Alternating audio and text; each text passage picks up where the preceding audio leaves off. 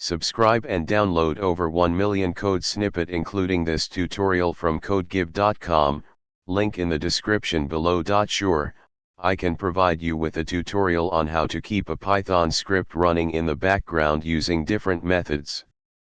We'll cover two common approaches, using the nohup command and using the screen utility.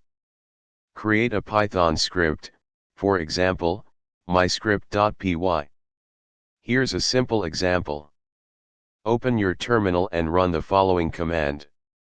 This will start your script in the background, and the output will be redirected to a file called nohup.out. You can close the terminal, and your script will keep running. On Ubuntu/Debian-based systems, you can install screen using. On Red Hat/Fedora-based systems, you can use same as method 1. Open your terminal and run the following commands. This will create a new screen session named myscript_session. Now, run your Python script. To detach from the screen session, press Ctrl A followed by D. Your script will keep running in the background.